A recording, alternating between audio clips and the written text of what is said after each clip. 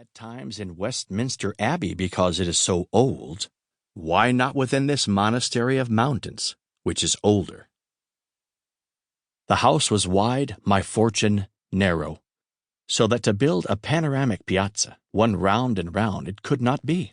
Although indeed, considering the matter by rule and square, the carpenters, in the kindest way, were anxious to gratify my furthest wishes, and I've forgotten how much a foot. Upon but one of the four sides would prudence grant me what I wanted. Now, which side? To the east, that long camp of the Hearthstone Hills fading far away towards Quito, and every fall a small white flake of something peering suddenly of a coolish morning from the topmost cliff, the season's new-dropped lamb, its earliest fleece, and then the Christmas dawn draping those dun highlands with red-barred plaids and tartans. Goodly sight from your piazza that, goodly sight. But to the north is Charlemagne.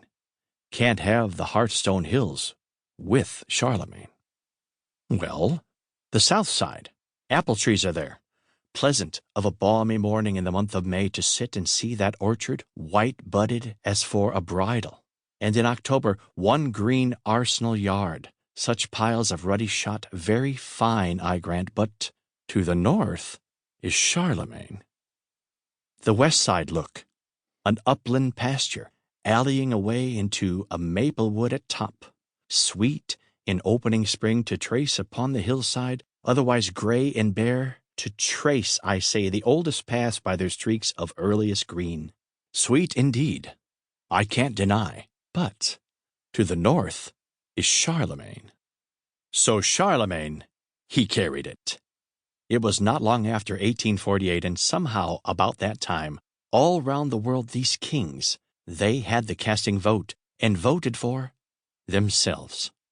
No sooner was ground broken than all the neighborhood, neighbor Dives in particular, broke too, into a laugh. Piazza to the north, winter piazza. Wants of winter midnights to watch the aurora borealis, I suppose. Hope he's laid in good store of polar muffs and mittens. That was in the lion month of March. Not forgotten are the blue noses of the carpenters and how they scouted at the greenness of the cit who would build his sole piazza to the north. But March don't last forever. Patience and August comes, and then, in the cool Elysium of my northern bower, I, Lazarus, in Abraham's bosom, cast down the hill a pitying glance on poor old Dives, tormented in the purgatory of his piazza to the south. But even in December, this northern piazza does not repel, nipping cold and gusty though it be, and the north wind, like any miller, bolting by the snow in finest flower. For then once more with frosted beard I pace this sleety deck, weathering Cape Horn. In summer, too, Canute-like, sitting here, one is often reminded of the sea. For not only do long ground swells roll the slanting grain, and little wavelets of the grass ripple over upon the low piazza, as their beach, and the blow-down of dandelions is wafted like the spray, and the purple of the mountains is just the purple of the billows, and a still August noon broods upon the deep meadows as a calm upon the line.